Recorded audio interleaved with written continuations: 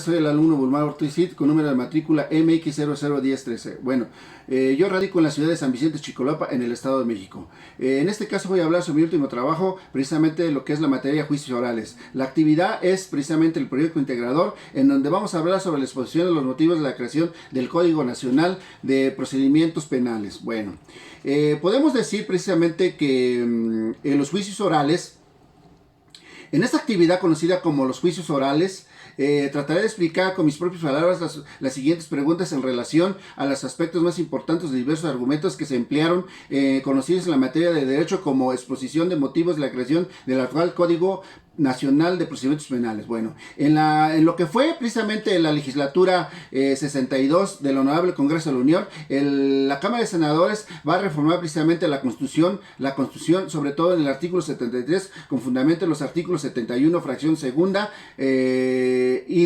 fracción segunda,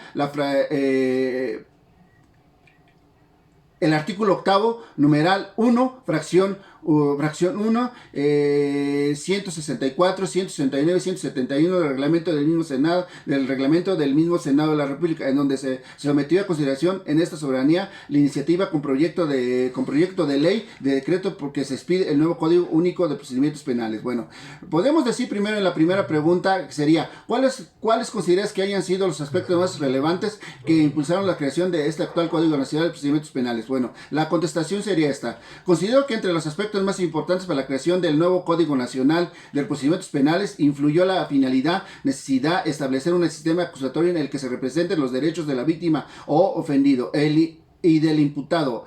Busca con ello, en este caso diríamos que busca con ello instaurar un procedimiento regio bajo el sistema acusatorio y privilegiando los principios de la publicidad, contradicción, concentración, continuidad e inmediación, con voluntad de la oralidad, que ayudará a fomentar la transparencia y agilidad en los procesos, garantizando al mismo tiempo una relación directa entre el juez y las partes.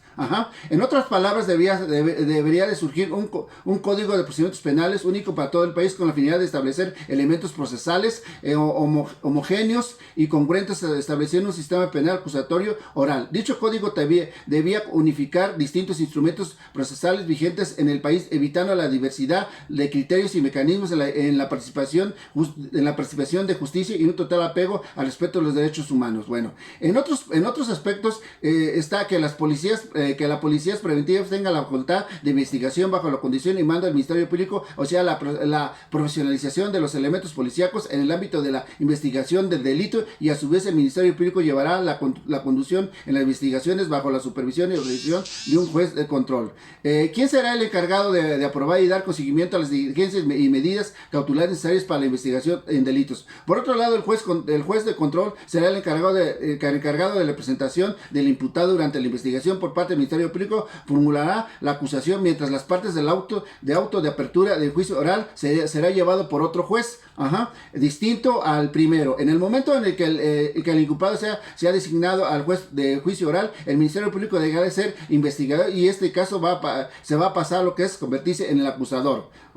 Finalmente tenemos que el juicio oral, aunque se previene que sea más corto en la sustentación, no será menos eficiente, ya que este solo versaría en el desahogo de pruebas y alegatos de las partes de forma verbal, y protegiendo en todo momento la presunción de inocencia, lo que dará como resultado que tanto la víctima como el Ministerio Público sean los obligados de aprobar la culpabilidad del imputado. Bueno, en la pregunta 2, ¿consideras que el actual Código Nacional de Procedimientos Penales recoge todos los elementos que impulsaron su creación, tanto en la teoría, en su contenido, como en la práctica? Mi respuesta es sí.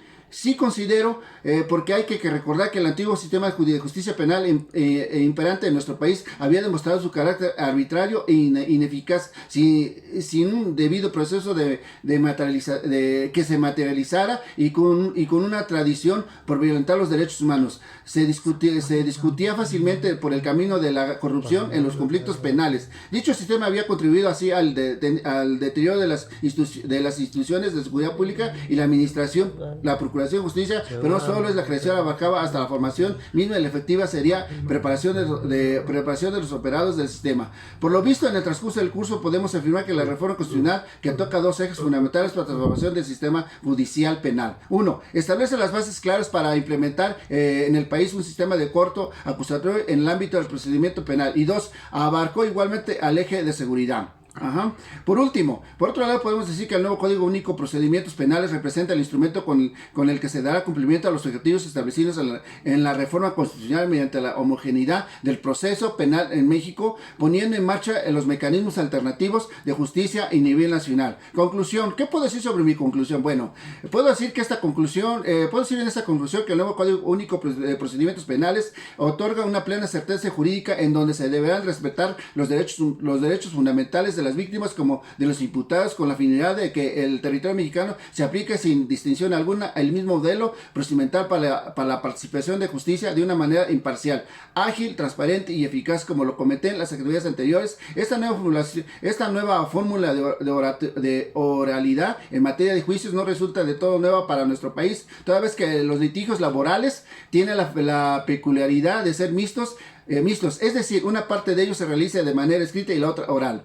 Finalmente puedo compartir mi motivación para lograr con éxito las metas fijadas a mi futuro personal y profesional, es decir, que uno como estudiante de la carrera de Derecho debe de conocer a estar al día con las nuevas reglas que conforman el juicio oral, pues considero que no podemos estar desapercibidos en las transformaciones jurídicas que van surgiendo a diario y van ligadas al cambio en el comportamiento social de la misma sociedad. Es todo. Gracias.